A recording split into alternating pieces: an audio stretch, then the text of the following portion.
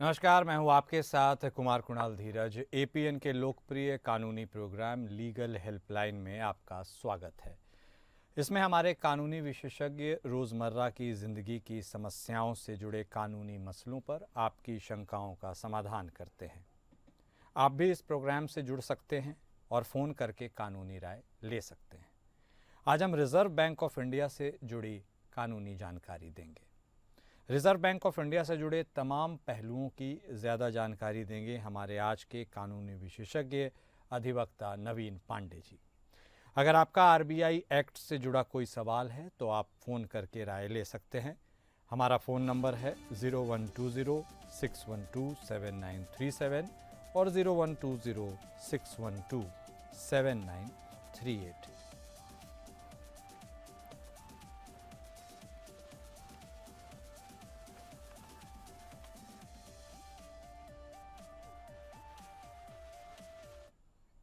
और नवीन पांडे जी हमारे साथ जुड़ चुके हैं। नवीन जी, आपका स्वागत है। और सबसे पहले शुरुआत इसी प्रारंभिक सवाल के साथ कि आखिरकार Reserve Bank of India Act 1934 का मुख्य उद्देश्य क्या है? जी बिल्कुल Kunal ji. Reserve Bank of India Act जो सन 1934 में लाया गया था, ये इसका मुख्य उद्देश्य है मौद्रिक स्थिरता को बनाए रखना और देश की मुद्रा व ऋण प्रणाली को सामान्य रूप से संचालित करना। इस अधिनियम के अनुसार भारतीय रिजर्व बैंक भारत में बैंक नोटों की को जारी करता है, मुद्रा की आपूर्ति को नियमित करता है। साथ ही साथ जो विदेशी मुद्रा भंडार होते हैं उनका प्रबंधन भी करता है और वित्तीय प्रणाली जो है हमारे देश के अंदर उसको विकास के लिए प्रोत्साहित करना, ये भी reserve Bank of India act और रिजर्व बैंक ऑफ इंडिया दोनों का ही एक प्रमुख उद्देश्य है। इसके अलावा जो बैंकिंग प्रणाली है उसका पर्यवेक्षण करना है ना, और बैंकिंग प्रणाली को नियमित करने की जिम्मेदारी भी रिजर्व बैंक ऑफ इंडिया के ऊपर में सौंपी गई है। कुछ अन्य मुख्य उद्देश्यों की बात करें तो वो है भारत में मुद्रा और जो ऋण प्रणाली है उसको संचालित करना, मौद्रिक स्थिरता बनाए रखना, वित्तीय प्रणाली का पर्यवेक्षण करना और उनका विनियमन करना, साथ ही साथ बैंक नोटों का निर्गमन और भारत सरकार के बैंकर के रूप में भी reserve Bank of India act हमारा काम करता है और विदेशी मुद्रा भंडार का प्रबंधन भी करता है। ठीक है सर। अब दूसरा अहम सवाल यह है कि आखिरकार रिजर्व बैंक ऑफ इंडिया का मुख्य कार्य क्या है? जी ठीक है, रिजर्व बैंक ऑफ इंडिया जो है इसके बहुत सारे कार्य हैं, बहुत सारी जिम्मेदारियां हैं जो रिजर्व बैंक ऑफ इंडिया निभाता है। जैसे कि जो मुद्रा से संबंधित नीति है उसको बनाना और लागू करना, ताकि देश में मुद्रास्फीति और आर्थिक विकास को नियंत्रित किया जा सके। ये नीति इसलिए भी आवश्यक है क्योंकि ये ब्याज दरों को भी नियंत्रित करता है, मुद्रा की आपूर्ति करता है और अन्य उपकरणों का उपयोग भी जो है वो करता है, जिससे कि हमारी अर्थव्यवस्था सुचारू रूप से चलती रहे। इसके अलावा वित्तीय प्रणाली का विनियमन और पर्यवेक्षण, ये भी एक मुख्य कार्य है रिजर्व बैंक ऑफ इंडिया का। इसके तहत जो है आरबीआई वित्तीय प्रणाली की निगरानी करता है ताकि यह सुनिश्चित किया जा सके कि वित्तीय प्रणाली जो है वो स्थिर और सुरक्षित रहे।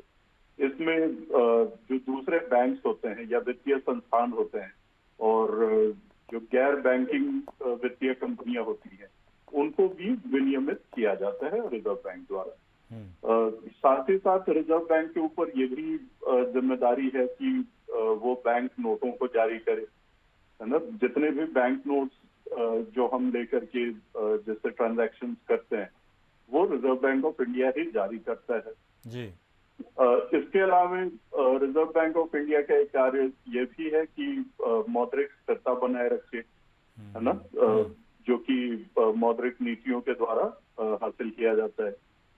साथ ही साथ जो जितने भी बैंक देश के अंदर में कार्यरत हैं उनका बैंकर भी रिजर्व बैंक ऑफ इंडिया ही होता है है ना। तो बैंकर जी। बैंकों के बैंक के रूप में भी काम करना होता है, और विदेशी मुद्रा भंडार का संरक्षण करना, सरकारी लेखाओं का रख रखाव और विकासात्मक कार्य, ये सारी जिम्मेदारियां जो है रिजर्व बैंक ऑफ इंडिया के ऊपर। ठीक है सर, अगला सवाल यह है कि reserve Bank of India Act 1934 के तहत रिजर्व बैंक की शक्तियां पावर्स क्या है? जी, देखिए, reserve Bank of India act के तहत जो भारतीय रिजर्व बैंक है उसको विभिन्न शक्तियां प्राप्त है, जिनमें प्रमुख है बैंक नोट और सिक्कों का निर्गमन। रिजर्व बैंक जो है एकमात्र ऐसी संस्था है जो पूरे भारतवर्ष में बैंक नोट और सिक्कों को जारी करने का अधिकार रखता है। और दूसरी शक्ति है विदेशी मुद्रा भंडार का प्रबंधन। रिजर्व बैंक के पास में विदेशी मुद्रा जो है, विदेशी मुद्रा का जो भंडार है उसका प्रबंधन करना, ये रिजर्व बैंक की शक्तियों में आता है, जिसमें कि विदेशी मुद्रा की खरीद और बिक्री, ये सारी चीजें शामिल है। फिर जो मौद्रिक नीति बनाई जाती है उसको किस प्रकार से संचालित करना है, ये शक्ति भी, उसको संचालित करने की शक्ति भी रिजर्व बैंक ऑफ इंडिया के पास में है, जिसका मुख्य उद्देश्य है कि मौद्रिक स्थिरता बनी रहे और देश के विकास को बढ़ावा मिलता रहे। इसके साथ में जो बैंकिंग प्रणाली है देश में, जो विभिन्न बैंक कार्य कर रहे हैं जी। उन बैंकों की जो बैंकिंग प्रणाली है उनको विनियमित करने की भी शक्ति रिजर्व बैंक के पास है। फिर जो वित्तीय प्रणाली है, इकोनॉमिक सिस्टम, उसका पर्यवेक्षण और उसकी निगरानी करना, ये भी रिजर्व बैंक ऑफ इंडिया की शक्ति है। सरकार के लिए बैंकर का काम करने की शक्ति प्राप्त है ही, है ना। जनता को भी कुछ वित्तीय सेवाएं हैं जो कि रिजर्व बैंक ऑफ इंडिया प्रदान करती है।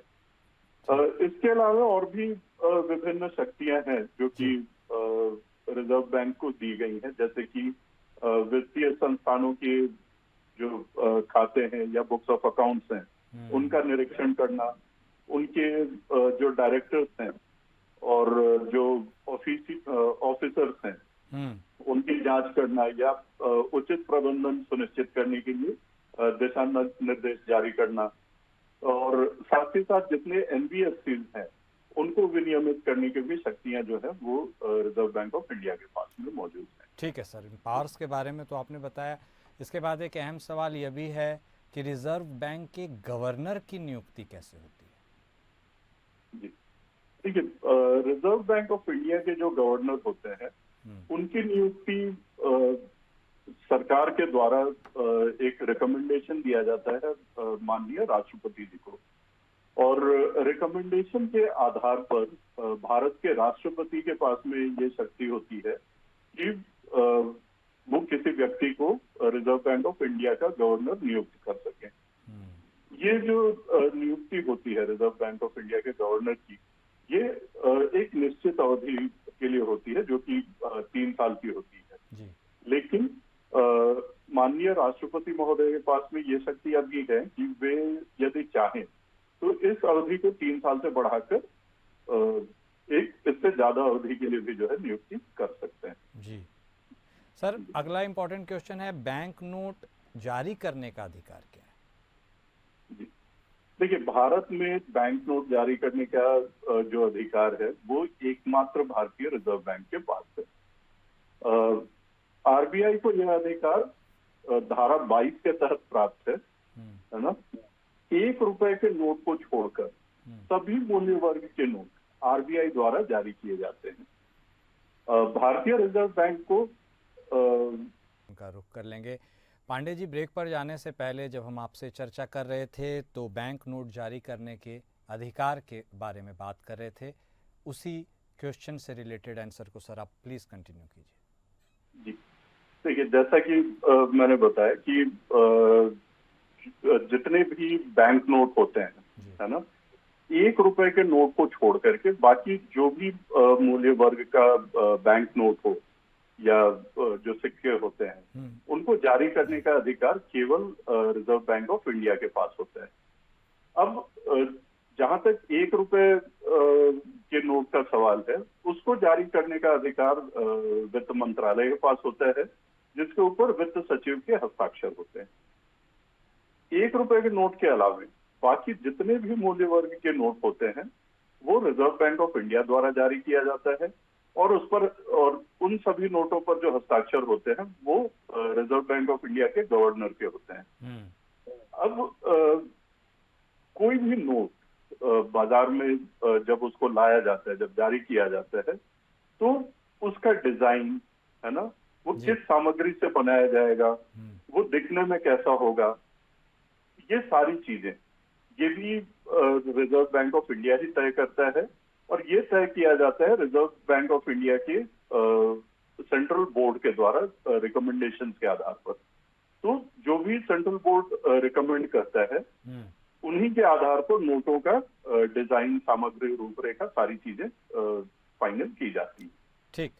अगला सवाल है सर कि अनुसूचित बैंकों के नकदी भंडार को बैंक के पास रखा जाएगा, इसके बारे में थोड़ा बताइए। जी देखिए, अनुसूचित बैंक जो है इनको रिजर्व बैंक के पास में एक निश्चित मात्रा में नकद भंडार रखना होता है।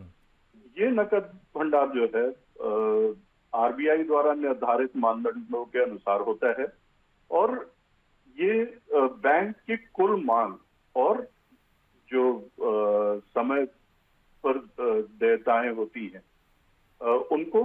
उनका एक प्रतिशत होता है। यह नकद भंडार बैंक को लिक्विडिटी बनाए रखने में मदद करता है और उनको एक वित्तीय स्थिरता भी प्रदान करता है। जो नकद भंडार है इसको हम नकद आरक्षित अनुपात यानी कि सीआरआर के नाम से भी जानते हैं जी। है ना। ये लिक्विडिटी बनी रहे बैंकों के लिए, इसके लिए बहुत ही आवश्यक है।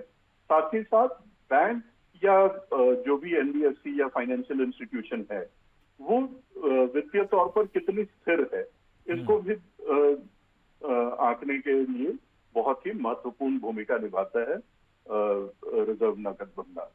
ठीक। अगला सवाल यह है सर कि 45 MC power of bank to file winding up petition, कब आरबीआई किसी नॉन बैंकिंग कंपनी को बंद कर सकती है? देखिए, जब भी आरबीआई को किसी एनबीएफसी में वित्तीय अस्वस्थता नजर आती है ना, यानी कि जब भी कोई एनबीएफसी अपनी वित्तीय दायित्वों का पालन नहीं कर पाती है, जैसे कि जमाकर्ताओं का धन वापस करना या अपने ऋणों का भुगतान करना, या फिर जब कोई एनबीएफसी नियमों का उल्लंघन करता है ना, जो कि आरबीआई द्वारा निर्धारित नियम है ना, उनका पालन नहीं कर पाता है या किसी प्रकार से उल्लंघन करता है, जैसे कि जमा स्वीकार करना, ऋण देने या पूंजीकरण आवश्यकताओं के संबंध में यदि कोई नियमों का उल्लंघन होता है, या कोई सार्वजनिक हित उसको नुकसान पहुंच रहा होता है, या कोई एनबीएफसी यदि बिना आरबीआई की अनुमति के या बिना आरबीआई के साथ पंजीकरण प्रमाण पत्र लिए हुए यदि कार्य करता है, या आरबीआई को ये पता चलता है कि जमाकर्ताओं को उनका धन वापस नहीं मिल पा रहा है, या एनबीएफसी को अपने ऋण चुकाने में कठिनाई हो रही है, या निवेशकों को नुकसान हो रहा है, तो ऐसी परिस्थितियों में आरबीआई जो है वो एनबीएफसी को बंद करने के लिए कदम उठा सकता है और वाइंडिंग अप पिटीशन फाइल कर सकता है। ठीक है सर। अगला सवाल 45 QA power of company law board to offer repayment of deposit, जमा राशि की वापसी की पेशकश करने की कंपनी लॉ बोर्ड की शक्तियों के बारे में।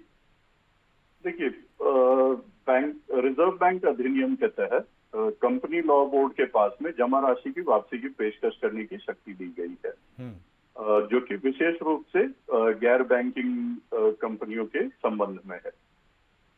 इस धारा के तहत एनबीएफसी द्वारा जमा कोई भी राशि है ना, उसकी वापसी से संबंधित जो भी प्रावधान है उनको निर्दिष्ट किया गया है। यदि कोई एनबीएफसी किसी से जमा राशि लेता है तो उसे समय पर उसे वापस करना होता है जब तक कि जमा राशि का नवीनीकरण न कर दिया जाए। लेकिन यदि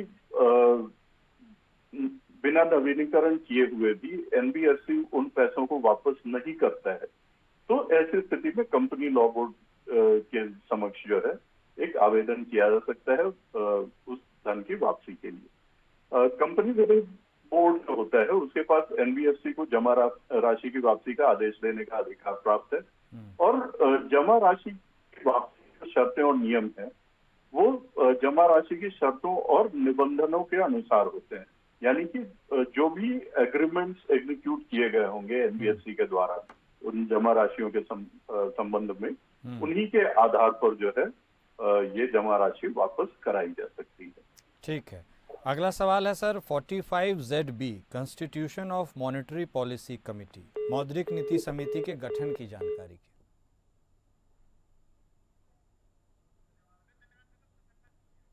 चलिए, हमारा संपर्क टूट गया आपसे, लेकिन आप जितने देर भी जुड़े आपने हमें जानकारी दी उसके लिए आपका धन्यवाद। लीगल हेल्पलाइन में अभी के लिए बस इतना ही। नमस्कार।